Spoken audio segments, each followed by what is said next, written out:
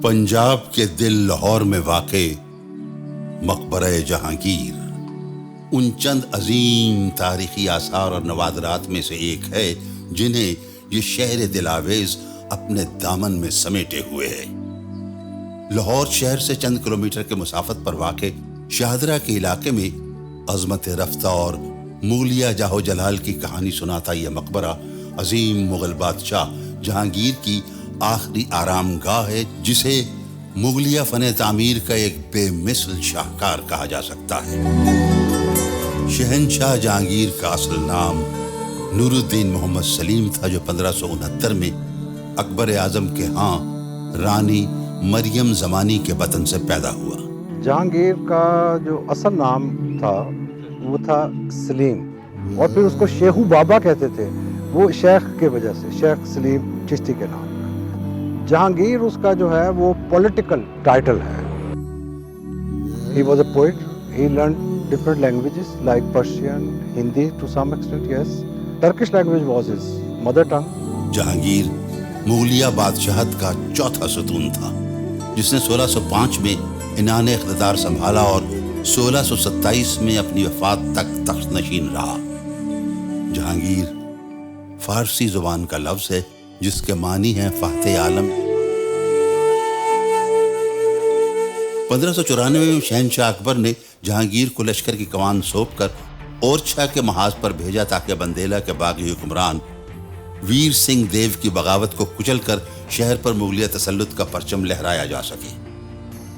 26 साला जहांगीर इस मार्के में सुरखरू हुआ।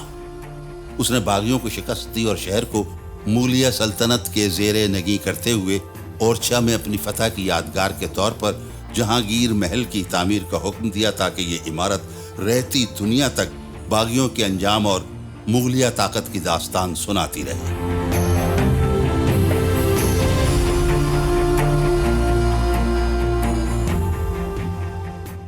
सोलह 1605 में शहनशाह अकबर की वफात के 8 रोज बाद सिर्फ 36 बरस की उम्र में कश्मीर से रास कुमारी तक फैले मुगलिया इक़्तिदार का तख्त जहांगीर के सुपुर्द हुआ।